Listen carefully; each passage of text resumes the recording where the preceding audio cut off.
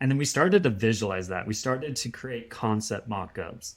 Now, these weren't fully spec'd mockups or engineering to go build, but rather they were just kind of showing, hey, here's what our product could look like if we solve these pain points and really invested in this user journey. And I would take those concept mockups and prototypes and put them side by side with screenshots of what our product looked like today, which in a lot of areas was very outdated. There were a lot of parts that had been designed by engineers or built by development before the company had a full design team. And so that was an artifact that I would share every week in a Slack channel. Okay, look at this part of the user's journey. Here's a screenshot of what we have today, and here's a concept of what it could be like. And when everyone in the company started seeing these, like sales got super excited. They were just blown away, like, why aren't we building that? And marketing was also getting in, like, why aren't we doing that? And it's got product management excited. Developers were getting excited because, like, that's what everyone wants to be building and doing. And this eventually got the attention of the leadership. And once again, a key part was we had such incredible leadership who were humble and open and transparent. And so when they took notice of this, they started adopting it as, yeah, let's make this our product vision. Like, we are streamlining the home ownership journey. And so the whole company just kind of started to rally around these prototypes and mock-ups that we were creating.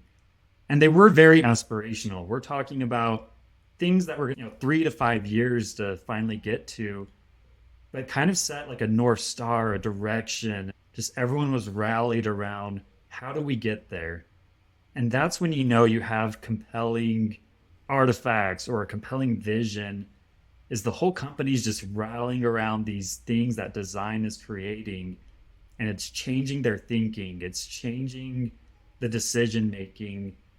And it was just a very effective persuasive piece. And naturally, because of that, like, our design maturity grew.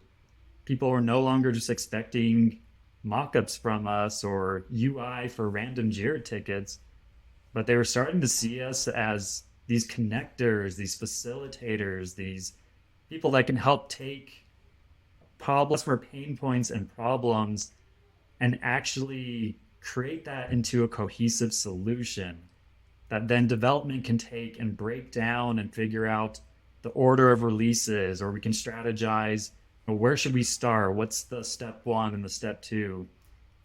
And so, yeah, it was definitely and this was a multi-year journey. I want to iterate, like, this did not happen overnight.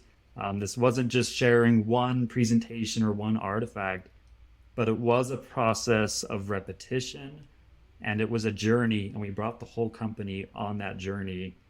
And the company grew, the design team grew, we all benefited from It almost is like a sales game, right? Where you need the law, I guess, of sales is that it usually takes about 7 interactions with a brand, because you have to like interact a few times, digest your interaction with them, and that kind of helps you consider what they're doing. And then that eventually sometimes around the 7th time, if they do eventually convert to your offering or your idea, they've already been thinking about it for a long time. This is like a lot of like socialization work.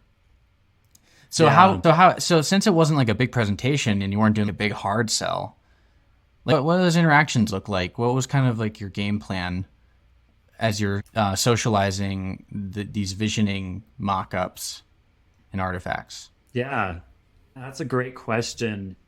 Really, it was involving it in just daily interactions. I've seen two approaches. The one you described, where like design goes in a silo, creates this ambitious vision, and then does like the big maybe that works for some companies. What comes to mind is Apple, where they're very secretive, and then they suddenly do these big reveals. But we were Apple. Like, it's very rare for Oh, companies to be able to. Oh, well, go ahead. oh yeah. Sorry to interrupt, but it also reminds me there was actually a front talk from a former head of design at Lyft. I don't know if you remember this. That sounds familiar. Yeah, I watched it a long time ago. I forgot when I watched it, but yeah, they did that at Lyft. They had this really cool design studio at Lyft, and they came up with this big experience vision, and they're like, "This is what we're doing," and then everyone it just fell flat because everyone just got allergic to this idea of like design just mandating everything, and then they made this really funny meme of Trump where he's talking about the wall, and it's like, "Hey, we built this really great design. It's the best. We're gonna build this design, build this wall." It's kind of playing on that Yeah. that like pop culture moment. It was definitely when Trump was president, so it was a while ago. But yeah, the guy was talking about that lesson where it's just like, oh, design just goes in a silo. Okay, this is the design vision. This is what we're doing, and no one feels like they were brought along, and they're finding out when it was Yeah. finished. Which honestly, like, from my observation, that strategy only works if your CEO is already like a designer. And that's what you see with companies like Apple, where the founder was a designer. And so when they do these big reveals, like they're already bought in.